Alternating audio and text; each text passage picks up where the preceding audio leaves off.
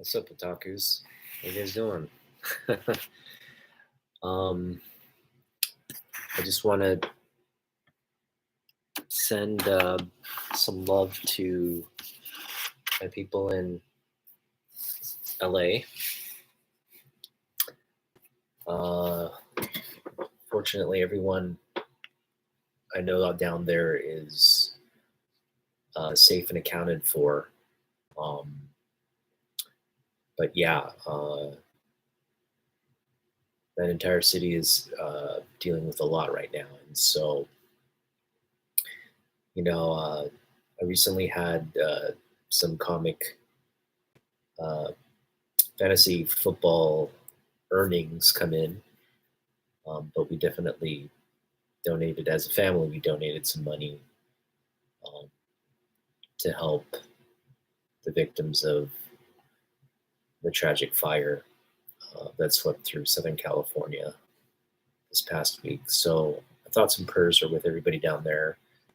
Shout out to Aaron from Josh's Comic Books, um, who's safe, but they had to evacuate, and I think they had a close call there. So hoping everything's okay for him as well. And yeah, just there's just been a lot of craziness happening at the start of this year. So you know, Jimmy Carter was laid to rest yesterday. Uh, Very emotional week for me, with the fires the and the passing of the president. So it was a lot to kind of process and think about. We also, uh, think I use comic books as like a coping mechanism, sort of an escape from, just the daily grind, the pressures of uh, life. Um, and I'm sure a lot of you collectors do so as well, which is really why I enjoy this hobby. Not to say, escaping your problems is what you need to do, but you know, there's a comfort in collecting comic books, and we'll kind of dive into that a little bit more um, this session. Before we get started, I would appreciate if you could hit the like if you enjoy this video, and subscribe if you want to see more of this content, because again, I just enjoy putting these videos out because it's a way for me to just chronicle my collection, my collecting, um, and just a channel, an avenue to just kind of voice my thoughts and uh, share with you all my passion for this hobby. And right now, if you go to there's a Google Sheets link in the description, um, and that will lead you to a list of books that I'm looking to sell or trade. And if you want to, if you're a comic book collector and you're looking to get to do trades, or if you're looking for specific books, go ahead and take a look at the list. Go through it. Let me know what you want, and I'll give you a really good deal on it, or we can discuss, trades for specific books. But all of the books there are available. Um, yeah, I mean, for the most part, they're available. And feel free to send me offers. All right. Having said that, like I said, we got $900 from the Fantasy Football League victory. I won my league, and the payout, was sent. So my wife has the money now, and we negotiated on me getting half, which is I think, fair, like, um, I was hoping to get more, like, I was hoping to get like $700 or whatever, but it's, you get that kind of money and, your wife's going to be, it's going to be a conversation. So we had the conversation and, yeah, we agreed, half of it would go toward stuff and then half of it would go toward um, comic books. And so um, I've already spent $250. I spent about $255 already. So more than half of the 450 is gone. Um, I'd say I have about $200 left. And I am going to try to save the $200 for like a comic show or something down the road, either this summer or later this year, um, to hopefully pick up some good deals and bigger books and all that. I am finding, going to the comic book shops, especially in my area, you're not getting great deals. Um, I mean, we'll continue. Hey, Kenneth, what's up? Thanks for popping in. Um, we're not getting great deals with the local comic book shops. Um, I'm trying not to spend too. I'll always hit half price books. I'll always hit the 50-cent bins at Mill Geek, the 33-cent bins at Hill Comics, but we just cycled there recently, so I don't think I need to necessarily go again. But we do have a very small haul video. And again, I spent $250 on, what is it? I think one, two, three books. Sorry, one, two, three books and an original piece of comic book art, which I'm really excited to share with all of you. Now, I thought the art would arrive today because that's what USPS they alerted me that it would be arriving today, but it looks like it's going to be delayed until tomorrow because it's still in transit. So Jeff and I go on tomorrow. I'll probably unbox it on Sunday, like I've scheduled it on YouTube, and it's really exciting. It's my first piece of comic book art, and uh, I'll kind of go into what it is after we go through the haul from this past week, and what I want to talk about um, with that piece of art is just kind of walk you through my timeline, being sort of a comic book collector and being a Superman fan. Just kind of walk you through that timeline, and um, it'll tie into, I think, why we collect comic books or why I collect comic books. So I hope you guys really enjoy this one. This is, I think, kind of like a special kind of precursor to that original art unboxing.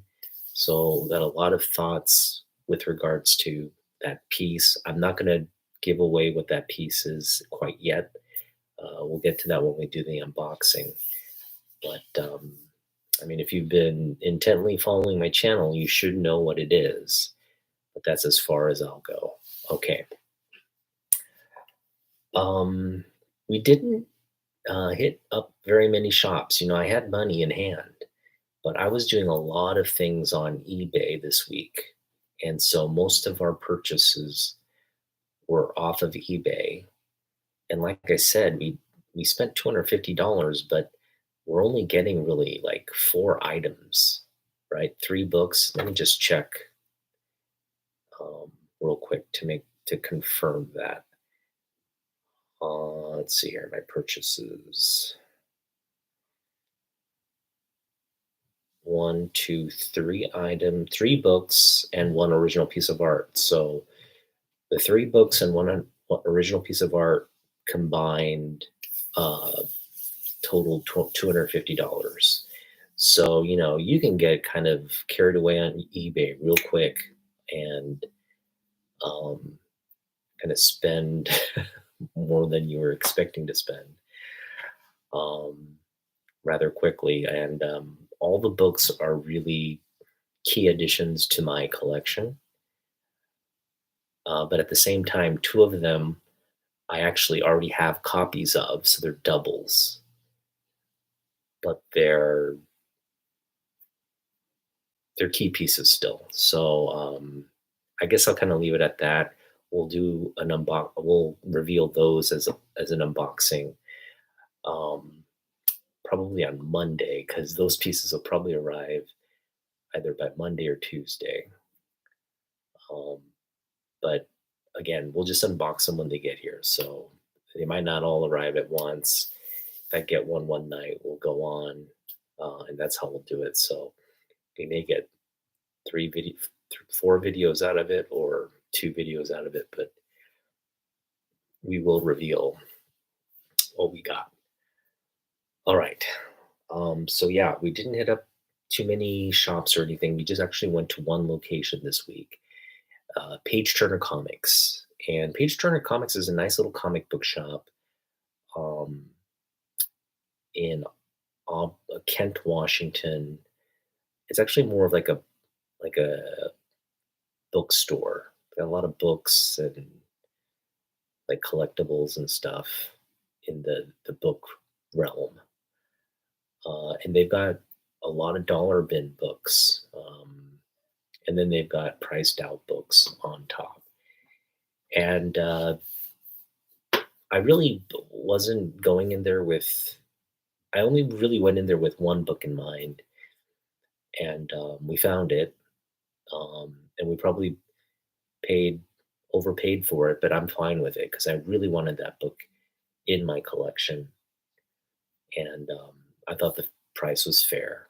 I mean, we could have probably found it for 50 cents or even a quarter bin, um, but I wanted a nice copy. I wanted it, um, and I just wanted it. I kind of was impatient. I didn't want to like hope to run into it, and it's not an expensive book to begin with. So whether I pick it up for $3 or 50 cents, it's kind of like. And then we dug through the dollar bins, and we didn't find much there. Really, only 2 books. So we picked up one book for $3, and then $2 books. So all in all, $5 spent, 3 books. And we'll get into what we picked up. So recently I showed you these 2 covers here. I should flip them around. And I think both of these books are trending. I see a lot of people kind of posting uh, these books for sale, and there seems to be a lot of interest in at least this one here. But of course, you want to get them as a set. It's fun to have them as a set. But we found, so this is my original copy here, newsstand, signed by Kevin McGuire. We found another copy, and I'm not going to take it out to show you, but it's on the other side of this. It's a direct edition copy, and it's actually in a lot better shape. It was actually in pretty good shape pulling it out. I'd say it's a solid 9.0, and I'll just show you the back cover here. I'm going to try to separate it from my book. So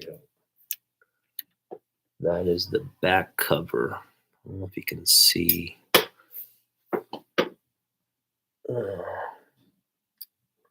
Pretty decent shape. Again, nothing majorly wrong with it. With a press, it could look really good. No major spine, just some minor spine ticks, sharp corners. Looks really good. So, got another direct copy of this for $1. I figure, this will be a book moving forward that'll be probably closer to a $20 book than a $5 book. So, yeah, it's and I want you to when you go look, so on Key Collector, the Key Collector app, I want you to go and look up this book because prior to, I think, last week, this was just registered as sort of like the key feature was Lobo's story arc adopts, kind of his, like, it develops his story arc in this issue. That's all it said. And I actually went in and added, because you can add, like, submit um, added information or creator names and all that. And I guess they have like a team that looks at it, and then if they accept it, it actually goes live on the app. And I added first battle or first fight between Lobo and Guy Gardner, and now that's there as part of the. So you can thank me for that. I submitted it. It's there on the Key Collector app, and I think that's what's driving up the prices, to be honest, which is fine. We've got 2 copies now, so this direct edition, near mint direct edition, is available if you want it. I'll sell it to you or trade it to you. It's not on the list though that's linked to this video. All right, that was $1 book, so we picked that up for $1. The next thing we picked up, and this is not the exact copy. This is also a double. We picked up a copy of the Punisher Armory.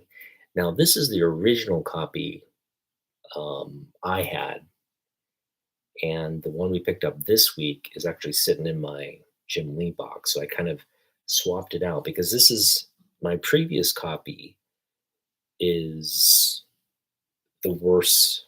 The copy I just picked up is actually the better condition book.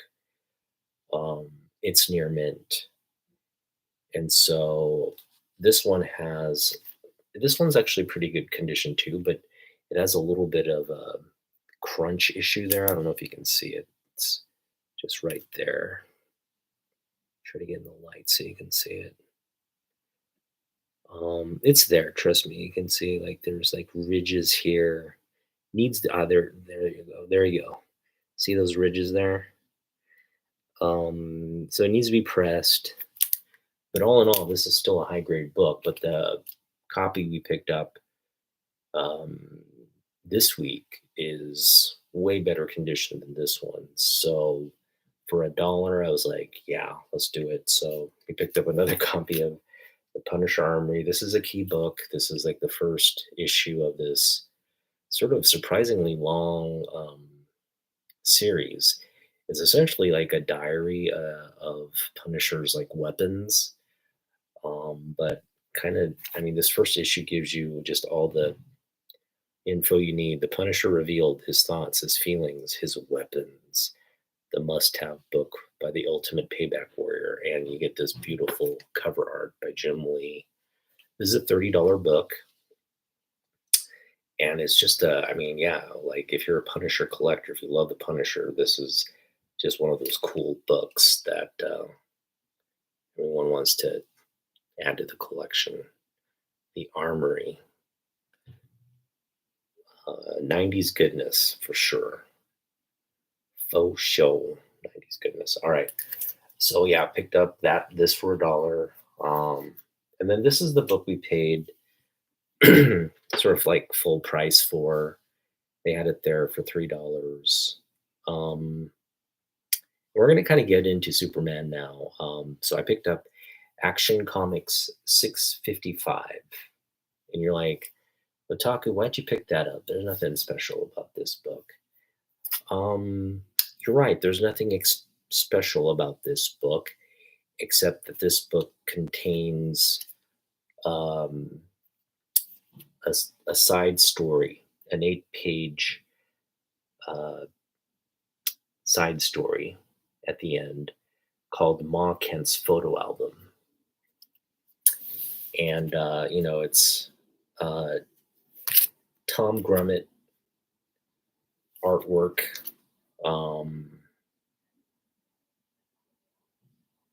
And it's just this really, I think it's Roger Stern who wrote it was John Byrne or Roger Stern who wrote the little side story. but it's a really just heartwarming like story. It's like, Clark is off in Metropolis. He's Superman, and Ma Kent is looking through the photo album and reminiscing about raising Clark. And there's all these like photos that just walk you through sort of the key moments that might have um, you know well, just like key poignant moments that in the album that show the kind of upbringing Clark had. And um, this is a post-crisis, so it's a um, you can basically think of Superman in comic books along two major timelines. One is from the Golden Age up through um, Crisis on Infinite Earths, that event. It's kind of this continuous timeline of Superman, right? You have super, you have the history of Smallville. There, his time in Smallville, and Superboy. He's a youth. He grows up with Lex Luthor and Lana Lang, and Pete Ross. Uh, he's raised by the Kents. He comes from Krypton, and it just carries on through um, this sort of older, more sort of traditional uh, lens, kind of old fashioned lens, if you put it, kind of keep it in that realm, right? So it's sort of the classic view of the character. And then there's the John Byrne, so post crisis John Byrne reimagining of Superman's modern story. And they keep the core essence of the super, the mythology there. He comes from Krypton. He's raised by the Kents, but there are some key differences around certain characters, and of course, just a lot of differences once he becomes Superman. How, like the details around how he becomes Superman, and what he, you know, like how he's introduced to the world, and the introduction of Lex Luthor. Lex Luthor is not a part of his Smallville upbringing, so it kind of like, yeah, it creates more of a better narrative because you're just rewriting a timeline and working from there. So we're going to focus on the modern Superman. That's what we're going to focus on, and it's interesting because it's all tied together. And I'll show you what I mean. So I'm just going to walk you through my timeline with Superman. I was not introduced to Superman through comic books, and I'm actually proud to say that. Not to say this comic books are bad or anything like that, but my introduction to Superman was through the movie. And I think a lot of people my generation, I'm Gen X, a lot of Gen Xers and maybe people around Gen X, um, they fell in love with Superman because of Christopher Reeve. I am one of those kids that watched Christopher Reeve and wanted to be Superman. And, like, you watch the movie. I watched Superman 1, I watched Superman 2, I watched Superman 3, which is a classic. You should go back and watch it.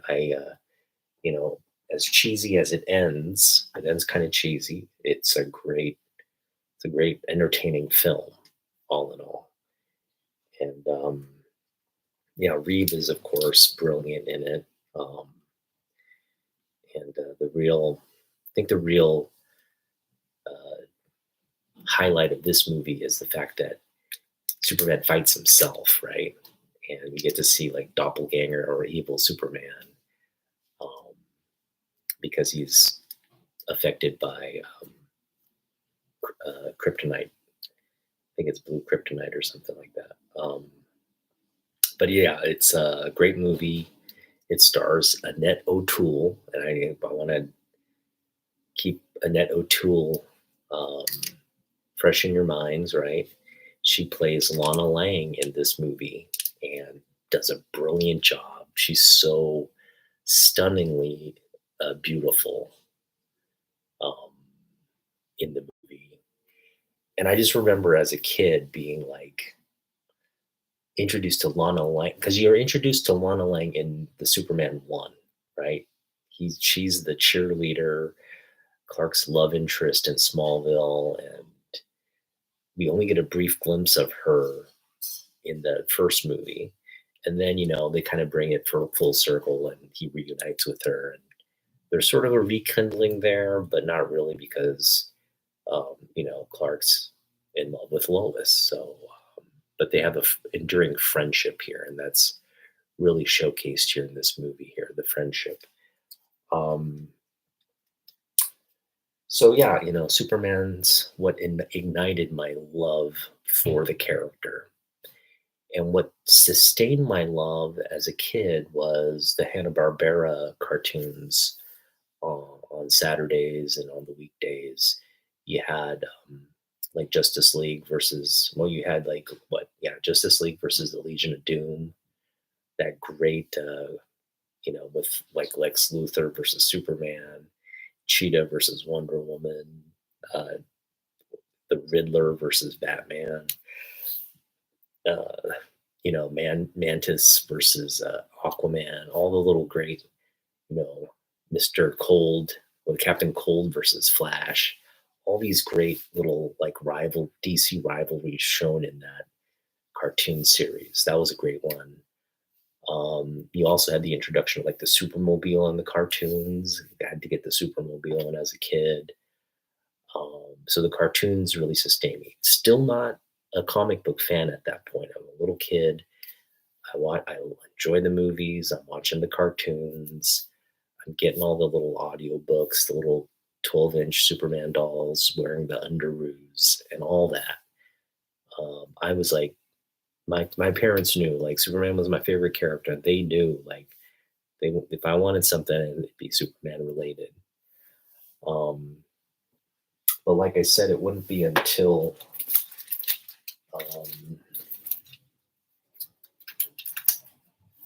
1986 that I would read my first Superman comic. And it was this book right here, The Man of Steel. Now, I didn't read it in this original 6-page or 6-book format, which I have now as a collector. I have it. This is the variant cover. We've got the first book. I've also gotten in the mini. So I've got it in the regular and then the sort of the mini book, which is, let me just kind of show you the size difference here. This is the regular size book here. This is the mini book. This is the audio book. And they're a little different. The audio book has kind of the language toned down I think for kids. This one has a little bit more of a adult take on the language and the panels. But not, I mean, they're essentially identical books, but just a little changes here and there in the language of it. But yeah, we got book 1. Let me just get them all here. Book 2. These audiobooks came via trade from Brian LCS. Shout out to you, Brian. Thank you for these books. I love these Man of Steel books. Some of my favorite in the collection. Got incredible John Byrne art here. And again, this is just establishing all the key relationships. You saw Lois on the cover of 2. You see Batman on the cover of 3. You see Lex Luthor on the cover of 4.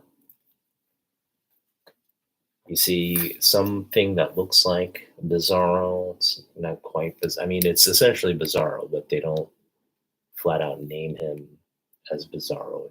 He's kind of this like just this weird doppelganger alien like creature. Um, they're introduced there, and then of course uh, Jor-El and Lana in the final issue. Um, so yes, I'm finally like on board with Superman, and I really like this because for me, like, and this is where it all ties back. So what's interesting is like I think DC had this.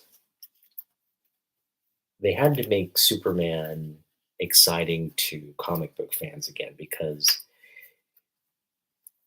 Superman is really just one of those characters you just can't. It's a formula, right? It's like here's a guy who's invulnerable, got super street speed, super strength.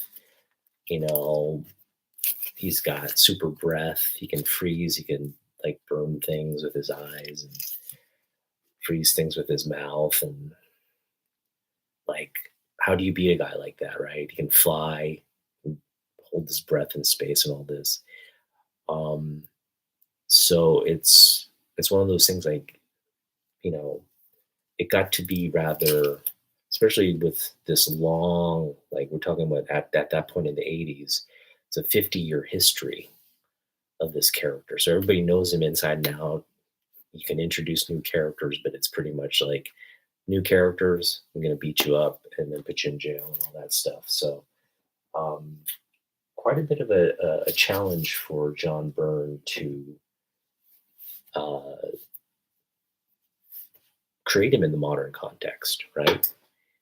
Make his story a little bit more compelling, um, not just like a one or two issue thing, but like an arc.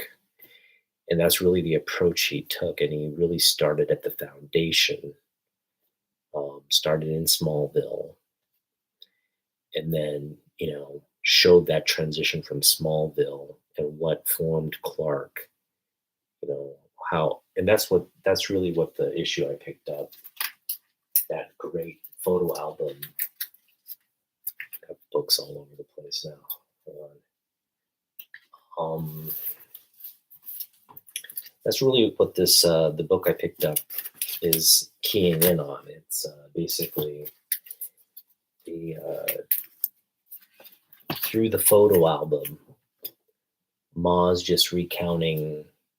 Oh, here's Clark as a baby. Here's Clark winning the football championship.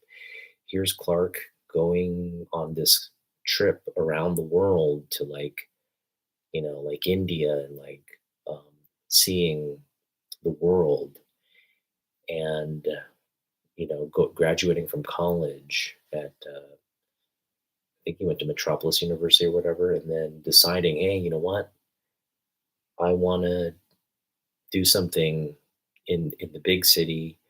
I want to become Superman, but I also want to keep my identity, hidden so I can, be Clark, but also save people with my, alter ego or alternate identity, Superman. And his path is sort of laid out for him. Um, and that's what I love about this. Why I wanted to get this issue. It's like it's just a simple kind of like we're looking at our photo album. Martha's looking at the photo album with Jonathan, and they're just admiring the fine young man they've raised, who's now, the greatest hero on earth. And this really emphasizes sort of that modern take. And I think Byrne, I think Byrne was influenced by the Richard Donner film because there's so many of the elements in the Donner film, and the Donner film was influenced by just the overall history of Superman, right? Like Donner took like 50 years of Superman and said, we're gonna really absorb 50 years of this character, all the characters in this environment, and just kind of fuse it into like one story, one really compelling story. And one area that the avenue they chose to go for Superman to become, to choose the life of going from, farm boy to something greater, and seek out his origin, his ancestry, uh, his cultural, you know, the source of his strength, um, was the death of Jonathan Kent in that movie, right? Jonathan dies and he decides, I'm going to leave. There's more to this life than Smallville. I've got to find my purpose. Why am I here? Why do I have these powers? And he takes this like journey and ultimately finds himself, right? He finds the Fortress of Solitude, where it's formed, and he goes in, and Marlon Brando tells him like, this is your purpose, you're gonna you basically are a god among these people. So yeah, use your power well and all that. It's the sort of the Spider-Man, with great power comes great responsibility type moment. And that's how Superman's born. So yeah, from like comic books to movie. And I think that movie really, when Byrne ultimately said, hey, we're gonna create that the modern story, he used the movie as a template, but he did change it. Um, did change up a lot of some of the details with some of the characters. Um, and he did a great job. I don't care what other people think of Burns, because there's a lot of criticism um, around these stories. Yeah, it's not like slice and dice them.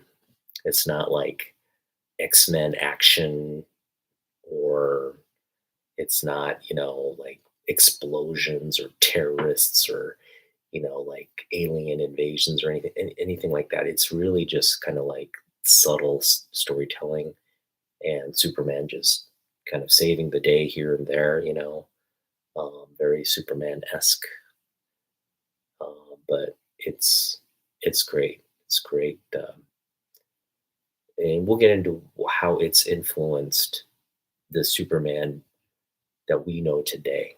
Okay, so yeah, so I basically I've walked you through up to 1986 now. Okay, so 86 is this new comic book uh, timeline for Superman, and then of course in the 90s, the big event is Dan Jurgens uh, decides he wants to kill off Superman.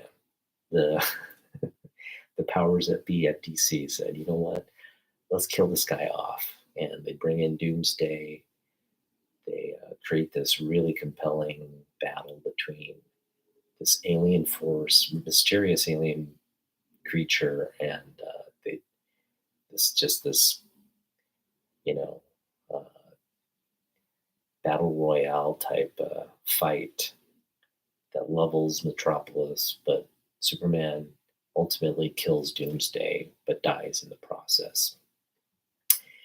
And then he comes back to life, and everything's again just a big event in the 90s. Wow, like, the death of Superman is kind of like the death of the superhero, right?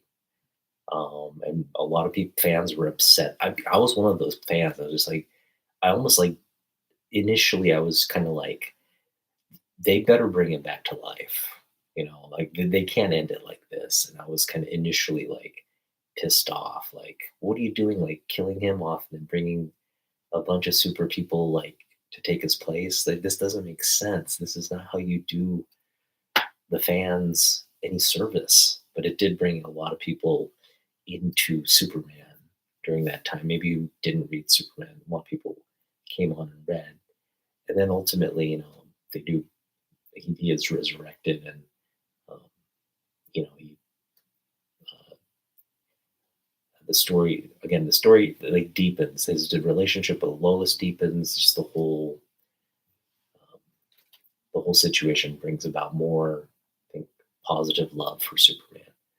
So that was great, the death of Superman.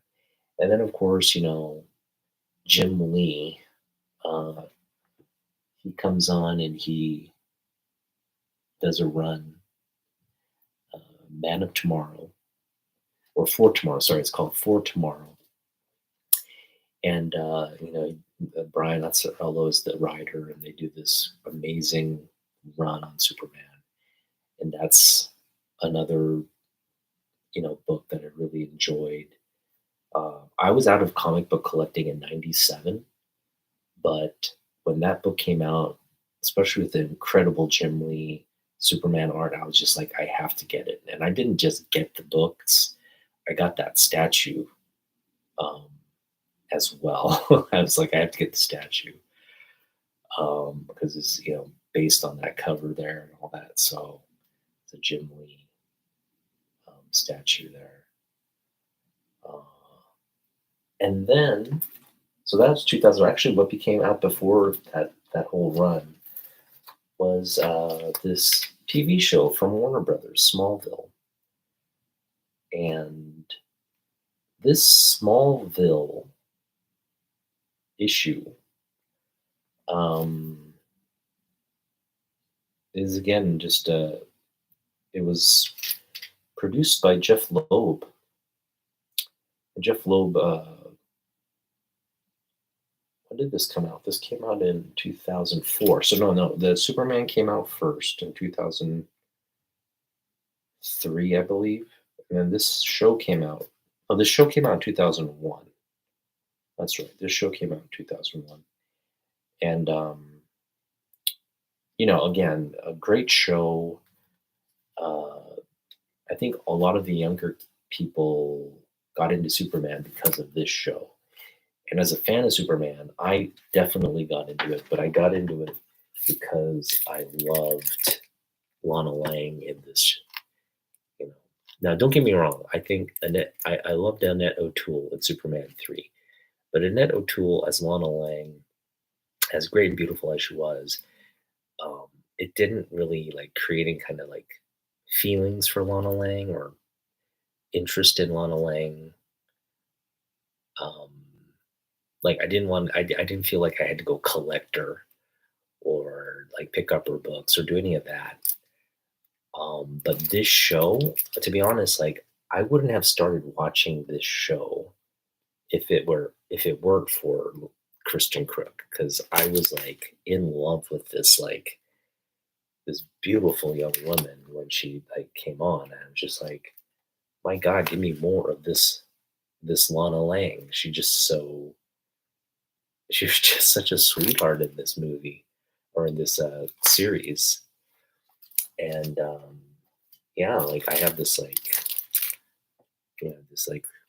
Kristen Crook signed photo. Look how beautiful she looks in all of it. Like and today she's aged so like beautifully still. She like looks incredible. I mean, she's what, in her 40s probably, and she still looks um, absolutely stunning. But yeah, she was definitely the draw for the comic book nerds like myself to get into Smallville. The season one of Smallville also ties it full circle because Christopher Reeve makes a cameo or like makes an appearance as this scientist, like kind of like this, you know, um, Stephen Hawking like character who uh, is well versed in like um, astronomy, kind of Kryptonian artifacts, and piecing together the language and like looking to the stars and deciphering messages and all that. And he basically knows Kryptonian, and he connects with Clark, who he suspects is Kal-El, and they have this wonderful on-screen moment. Tom Welling, Christopher Reeve as the scientist, and Clark, young Clark, young Kal-El, and it's just like passing the torch. right? On season one, he's like passing the torch to Tom, um, to do the character, and I mean that is just such a emotional episode. First off, um, but you can tell like Christopher Reeve and the whole. I'm sure the whole production um, people that were involved in that project, they just had a very special. They knew they were bringing something special to the legacy of Superman, to the legacy of Christopher Reeve, um, and the character and the story, and doing a lot of good work raising awareness about paralysis. And yeah, it was just a great series, and it went on for 10 seasons, and um, it's just one of those like lighthearted, fun. It was like a romance. It had all the dramatic elements, the cliffhangers, and the it just was really a really good series. And if you haven't watched Smallville, go do yourself a favor and watch it, um, because at that up to that point, it's like Superman stuff was kind of like not there really. Um, you had Lois and Clark in the '90s, the Terry Hatcher, Dean Cain series. I know that was kind of like a popular one. I never got into that one. It was a little too silly for my interests. But Smallville, like, it was, it was targeted at like young teenagers, and I was like at 27 when it started, still in my 20s when I was watching it, so I enjoyed it. Um, I did stop watching after Kristen left the show because again, she was the reason I watched the show. So when they killed her off, I was just like, man, this sucks. And I was Team Lana, I guess, from that point on. And then we're gonna go, and then it kind of comes full circle. I was out of comic books in '97. Um, I picked up books here and there, but I wasn't really collecting comic books or reading comic books. Um, but then the pandemic hit, and I saw all these collectors just like showing off their books I used to own.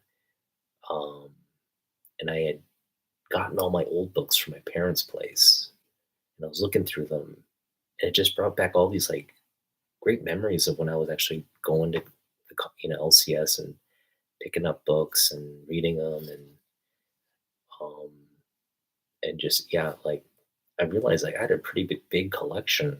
Um, a lot of them were garbage '90 books, but I picked up a lot of stuff during the Image days and read them. I wish I'd picked up more like Marvel and DC stuff, but I picked up a lot of the Image titles. Um, and I had some pretty big books. So, I've gone through with you, like, we submitted some of the books I had in my collection, got them back. And then during that time, I just started getting back into the hobby, just buying books. And now we're here pretty much doing like haul videos every week for the most part. Um, and I haven't really sold off much. I've just been hoarding these things, and let me be honest, like there's more. I want more than I can actually have. Meaning, like there's this endless like train of books that I wouldn't mind adding to the collection. But we have to just resist that urge. But here are just some. This is the first Lana Lang. So I got this book kind of out of like I just was working. I had all this money saved up, and I was like, what's the one book that I really want that's affordable, but it's like a big key and a big Superman book. And I was like, I can't get first like Lex Luthor. I can't get first, Lois Lane. Can't I can't even get first Jimmy Olsen or like Perry White or any of these guys because they're like very early in the golden age. Um, but in 1950, they introduced Lana Lang rather kind of late. It's like 10 years into the almost 12 years into the story arc, they introduced Lana Lang as Superman's like girlfriend, kind of like like childhood friend, and that's what happens here on the page of Superboy 10. This Al Plastino cover here, beautiful artwork. Um, Joe Sikella is the artist who brings Lana Lang to life in this issue. And of course, Jerry Siegel's the person who gives the character um, is the words that bring the character to life. Um, so just a really uh, key book here, and happy to pick that up. We also have you know picked up books like this. I just love books where again focusing on Smallville, right, where it's like Ma and Pa Kent. We've got Lana and Lois, the love triangle there. This is incredible Kurt Schaffenberger art. Um, Another legendary artist.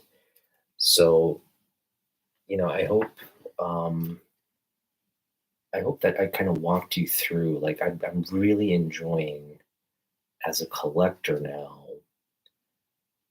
going back and not that I'm like reading voraciously these older issues, but I'm going back now and reading more of the older original stories and strips and comic books, and it just yeah it's fun. It's been fun.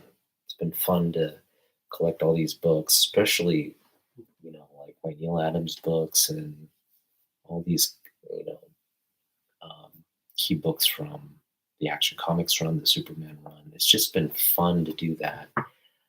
Um, because again, like I just love this character so much, and you know, this is kind of where I think you know I do collect other stuff. Don't get me wrong; it's not like I only collect Superman, but I just really feel like it's I'm at a point right now where the nostalgia part of the collecting is strongest, the connection is strongest with Superman. And it's for a lot of the reasons Jim Lee kind of outlined when he talks about his love for Superman. It's like, you're here in this country as an immigrant and you know, um, here's this hero who also is from another he's not from America, he's from another place, but he works, he saves people, that does good deeds, and he's eventually accepted. He's a hero. People look up to him, and he gives people hope. And it's like that story. I think really resonates with as a younger immigrant, uh, as a child of immigrants. I think it really resonates, and so uh, it was just great to now be into um, the stories and the things that brought him to life, um, and created this legacy that's still ongoing, right? It's Superman's going to be around for another 100 years, whether you like it or not. And I see all these videos like if this James Gunn Superman film fails, it's like the end for DC. It's like the end of the line for Warner Brothers and the DCU and all this. I'm like, no, it isn't. It is not, because um, this IP is still holds more value than. I mean, think about it. in just with one Taylor trailer tease, everybody and their grandma is in love with Superman again, right? It's like even like as great as Wolverine and Deadpool was, I'm sure a lot of people who probably didn't know Deadpool or Wolverine and watched the movie and enjoyed it. Um, like going in, maybe you don't know anything about Deadpool. Coming out, you probably still don't know anything about Deadpool, right? But Superman's different.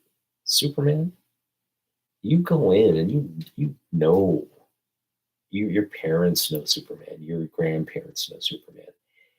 Like the story of Superman is so ingrained in our culture that it doesn't take a lot to now I can't speak for like the kids today, like my kid knows Superman. I made sure he knows Superman, but I can't speak for kids his age, other kids his age, because I just think like they're like his parents part like kids of his age, the parents are probably they know Superman, right? But they're probably not pushing or there's just nothing to get the kids to like about Superman outside of like actual like Superman like storybooks or something, right? And there are Superman storybooks, but I don't see them at the. I mean, again, I just don't see them being like somebody going out like let's buy the Superman book and read it to our 5-year old so he knows who Superman is. No parents are doing that right now. But again, with the movie, that's what I'm really appreciating about the power of I think James Gunn and the studio movies is that this is going to bring Superman back. Now, will it be a box office success? Yes. And I'll tell you why. Because Warner Brothers is going to market the bejesus out of this movie. Okay. So you're just going to get this nonstop, like, it's already happening. You're already seeing this sort of feed of like, he's all over social media. James, at least on my feed. I don't know about other people's feeds, maybe. But for my feed, it's like you scroll and it's like every third post is like something Superman related. So I'm feeling it. And even if you're not into Superman, I'm sure you're at least seeing it here and there. Um, and then again, with the more trailers and the teasers and the you know peripheral content we get, I hope hopefully this builds into something larger. But you're absolutely right. Uh, Superman has to succeed for these other projects to really move forward. But if it doesn't succeed, just all it does is like push the timeline back for someone else to work with IP and bring Superman again, but have something that's more successful. Um, there's already been so many iterations of Superman in the past 20 years. Um, so just one bombed project is not going to kill off Superman or doom DC to like, you know, like uh, bankruptcy or anything like that. I think they're going to do pretty well. But it would be nice to see the movie uh, have success.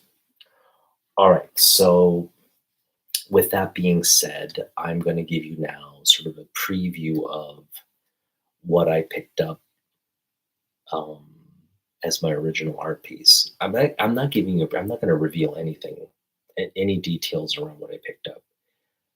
But I will say, if you've been watching my channel intently, um, you will have a good idea of what I've picked up. Okay.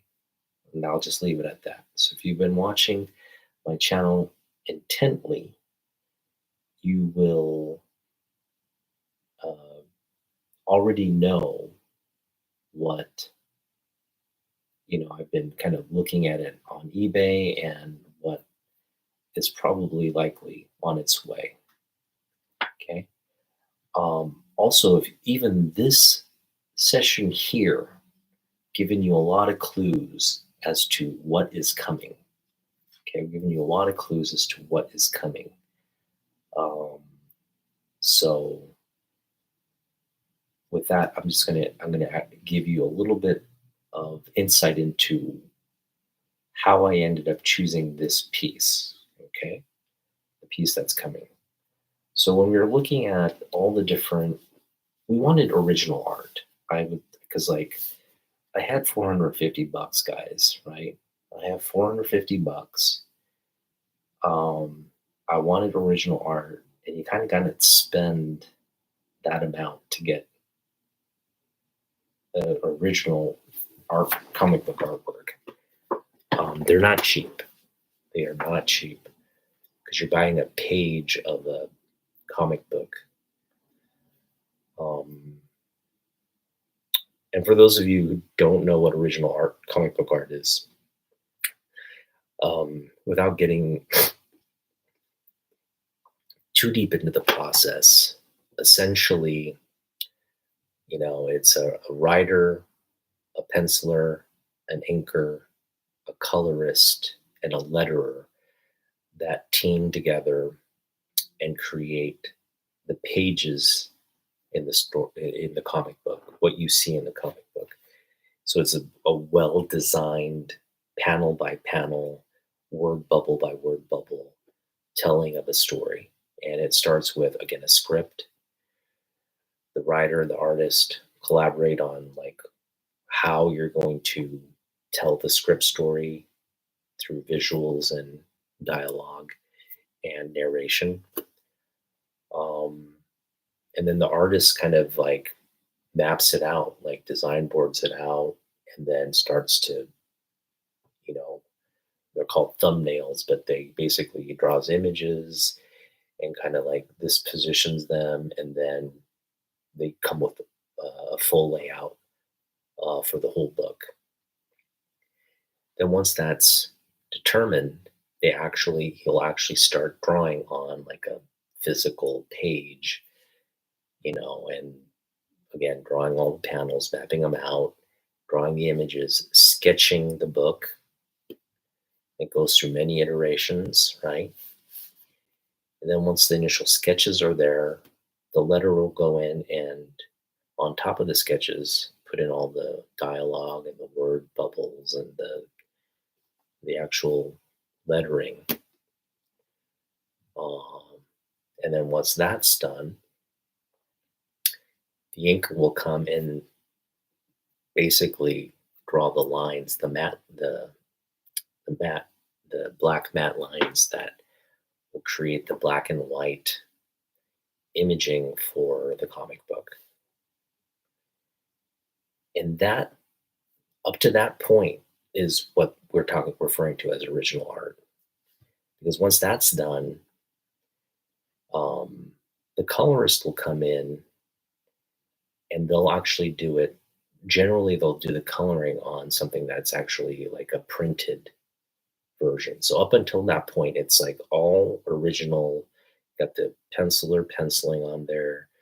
You got the letterer kind of tracing all the bubbles and stuff and doing all that, mapping it out. And then the inker inking it and tracing all that so that it comes to life. And you have the bare bones black and white image that's going to be in the book. And then they'll create like a copy, and then the colorist will do different things with the color.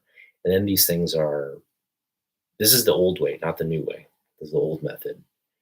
Um, then these images will be printed out as like physical plates, and the physical plates will, um, they kind of use these printers that will stamp the books with color on them.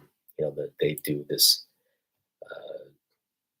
Again, they use like this dot matrix of ink that stamps all the colors as it's printing, and it's just kind of done on a production printing unit.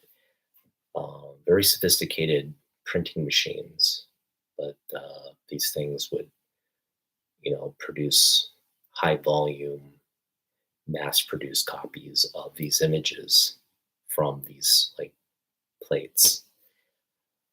Um, so it's a very old process. They don't produce books like that anymore. So if you have a newsprint feel to your comic book, that is the old method. Okay. Um, and that was a method that existed again for pretty much, like, we're talking this book here, right? We're talking this is the 50th anniversary of Superman. Okay. Even up until this point, which is what, 19, I think this is 19, let's say 90, or sorry, 88. This is 88. Um, so the real change in the way books are produced is in the 90s with the introduction of image. And that's when the younger artists, were using um, digital techniques to color. They're using new, uh, better paper, better production print units. Um, it's a different technology, right? You're kind of like photocopying the the production printing units are now more like photographed, um, like the toners, like, fused onto the image. It's not plates anymore. It's more of a modern technique. So um, yeah, you really have uh, modern comic books. The modern age is the start of a new era of production.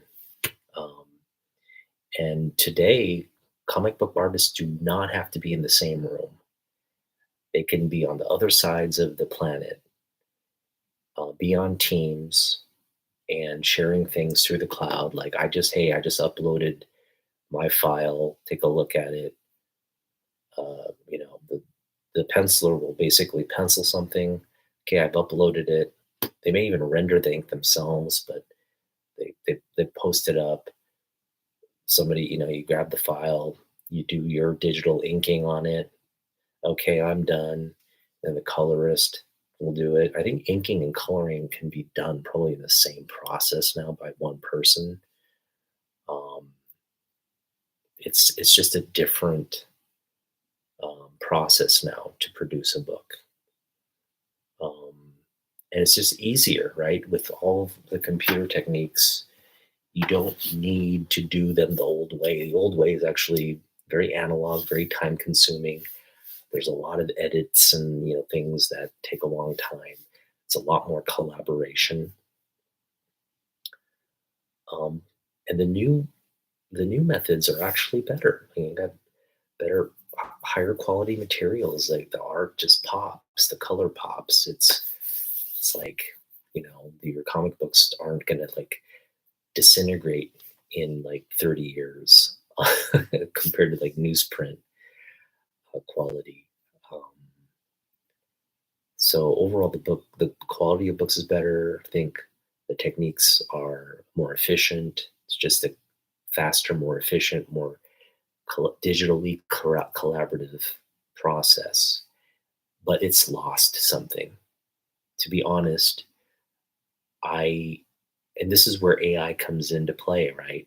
Um, I think with the advent of AI and the fact that really like anyone without any real talent in terms of like drawing, um, but if you're able to sketch something rough and then kind of digitally fix it and use AI to make it look fantastic, like comic books just aren't going to hold any value. It's just going to be like AI generated images, AI generated stories, right? You're going to have like somebody typing in like a script, and like Chat GPT is going to embellish it, and then that's what's going to go out, right? It's kind of like it's cheating comic book fans. It's really going to change the industry. I'm not a fan of AI. I'm not a fan of digital rendering now. I mean, I was up to a certain point.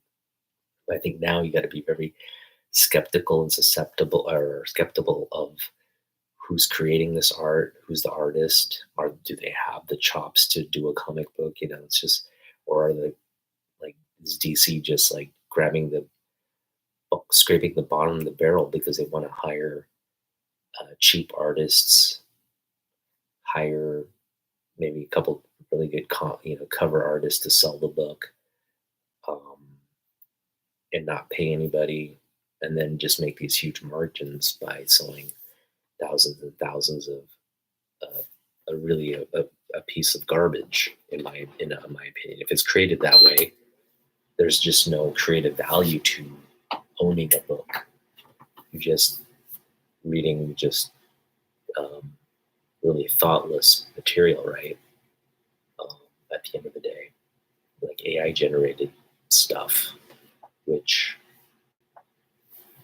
just holds no like intellectual value. Sure, it might entertain you, it might be fun to read or something, might entertain you for, but it's not authentic, right?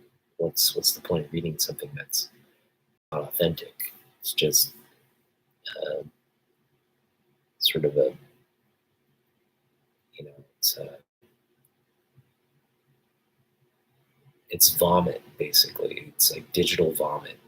AI is just kind of drawing together all these things, all these techniques, vomiting out something that looks original but isn't. So I really think Marvel, DC, any comic book publisher, they got to go back to the old techniques. You got to go back to the old techniques, and you got to go back to the comic book art, and yeah, just creating it everything by hand, no digital at whatsoever. Doing it all by hand, doing the old process. Now, in terms of the print, you can use the newer printers. I'm not saying everything should be old, because you obviously want to, companies still got to, uh, you know, use the best materials and techniques in terms of producing the book. But, but on the creative side, man, if I'm a comic book fan, I want to know no AI, no digital techniques, no like cut shortcuts were used in the creation of this book. And I'm old school like that. And I'm sure not everybody will agree with my opinion on this. Maybe you want AI generated stuff. Maybe you think AI is going to make stuff better than humans. Ultimately, it's just a story and like entertainment at the end of the day. And if you're entertained, that's the bottom line, right? There's value in that, I guess. But for me, there's something about an authentic creative process, a collaboration between writer and artist, and it's the art coming from a human being. It's the story coming from a human mind, um, and not being compromised through technology or just shortcuts. So that's kind of my take. If I think comic books are going to survive another 100 years, this has to be like regulated and established and kind of monitored and followed through by all the publishing companies. And so far, so good. I think, I've kind of gotten a lot of buzz around AI and how it's going to impact the industry. But for the most part, it looks like the industry is just kind of like, hey, um, we're gonna do things the old way. Like that's what the fans want, and that's kind of how we're gonna go through with it. And um, I wouldn't feel good about getting comic book original art, say post newspaper newsprint. Um, only because I just know like there's a lot of kind of reproductions that are done. And so when you get what looks to be like an original art page, it's probably just a rendering, um, because they're not using the old process. They're taking shortcuts, right, to get to the ends to a mean, the means to an end, right? So for me, I would not feel comfortable getting anything, I think, post like 91, post 90 in terms of original art. So um, I was looking for original art. Again, I had $450 to spend, and I had some criteria going in. I know I wanted to get like a Superman book. Okay, I want to get a Superman book. I also want to get an artist that I collected or that I liked. So, as a Superman artist, even better, right? I wanted a book from my collecting era, and really, I could only get a book from my collecting era because um, the books, the older books, are worth more money. So it's kind of like you have to kind of take what you can get. For $450. Um, Losers can't be choosers. So um, and the other thing I wanted was um, for it to be an issue in my collection, something, hopefully something I've read or something that I own. Um, and that's kind of what we set out to find. Um, I know there are a lot of comic book original art channels, like their websites. There's like a network of people you can uh, auctions and things you can kind of take partake in and get all that. Um, to be honest, like it's a rather exhausting process. I did take a look at some of those sites. I reached out to people. Um, the prices they want on some of those pieces are way out of my range. A lot of the cheaper stuff is still out of my range, and we're talking like books that are just crap, like crap books, like no one cares about, but it's original art. And they're just like, these collectors are just like hoarding these, like what I look at as like not something I want to own, but they're, the asking price is already very high. So um, it's been a challenge, and I think budget ultimately plays into whatever you pick up, right? Like if you can't spend $1,000 on something, you just might as well not try. And that's the thing about original art. That's the kind of like market you're dealing with. You're like dealing with high rollers, you're dealing with high priced pieces of um, art pieces, and you know most people pick these things up already at a high end price, so they're not going to sell it to you um, below that price. If anything, they'll think this is appreciated because there's only one of it's a 101, right? Or it is a 101, right? This is a 101, and you're not going to find another page or piece out there. So some of these things are very, very, very pricey. But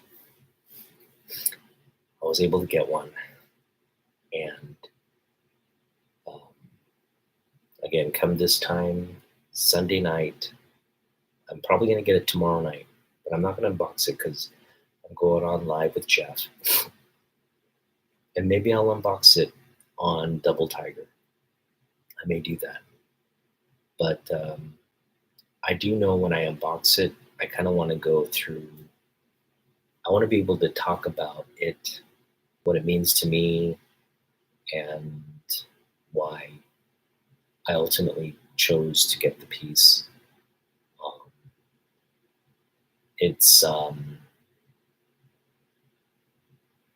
yeah, it's a special piece to me. It's a very special piece to me. I think it's given me kind of a new appreciation for this hobby, and it's I obviously want I don't want to fall down the rabbit hole of trying to pick up more comic book art because that's I don't want to do that. I want to stick to the copies, not the originals. But um, I think a part of me is not done with the original art.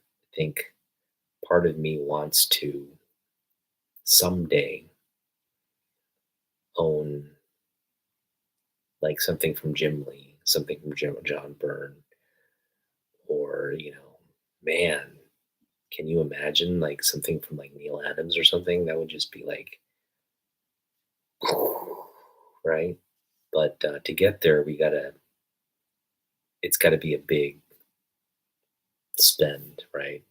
Um, Thousands of dollars we're talking about, um, maybe even tens of thousands on those particular artists, right? On specific. Um, so I mean, it's you gotta pay to play, basically in the original art arena, and I'm just saying, like for me, the desire to play is there for sure. The means to play is another thing, but the desire to play is there, and I just think down the road, if I don't know, maybe something good happens to me financially or whatever, but if it ever gets to a point where like boom, I have like a couple $1,000s to throw at something, um, I'm gonna do it. I'm gonna do it. I'm gonna get like something original by Jim Lee. And Jim Lee, like I can get it now. If I spend like, $700, $800, 900, I can get like a sketch or something from Jim Lee. But no, I want a page out of a Jim Lee comic book. I want a page out of a comic book that Jim Lee's worked on, or that John Burns worked on, or that Silvestri's worked on, or that any of these like these like collectors that I very highly cherish and collect. I want one of those things, and that's what I mean. Like down the road, not that I'm going to pick up every artist that I collect a piece by them. I want to have one meaningful piece of a book I've read. Hopefully, it's a Superman book, but again, just something meaningful in my collection by an artist that I collect, or that I hold in high esteem, and spend to get something of that caliber.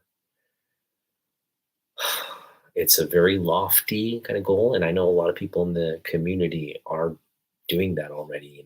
Like shout out to Damien. Damien's kind of learned a lot about sort of the auctions and stuff through him, um, on how to at least like kind of keep your eye out for things that come up. For me, I don't do it because I just can't like it's not like hey, I'm going to spend $800 or $600 or even $400 on something that comes up to auction that I want to bid on, or that I want to try to claim. Um, so just don't waste my time doing it. But I think later, we're talking retirement, we're talking, when I got some time, maybe got, again, some money to throw around, or when I choose to like sell off my comic book collection or whatever, maybe we'll just like trade it in for an original piece of art or something. But um, keeping the options there as a lofty sort of grail goal to get more original art. But we've made our foray into original art with our first piece. And like I said, I'm very excited to share that with you Sunday night here on the channel around 8 p.m. So please don't miss that. Hope to see you guys there. But all in all, just kind of recapping my haul from Page Turner Books. We got 3 really small haul, 3 books, $5. We got again, this is the actual book. This is we got a direct copy of Justice League. What is this? 18 for $1. We got a copy of the Punisher Armory 1 for $1. And we got Action Comics 655 direct for $3. That was our haul for this week. But we got big books coming. And the first, again, I'm going to unbox original artwork on Sunday. So hope to see you guys there then. And yeah, again, reminder, check out the link in this video to see my trade books. Those books are for sale or trade. Check it out. Shoot me some offers, and we'll go from there. All right. Thanks for watching. We'll see you in the next one. Peace.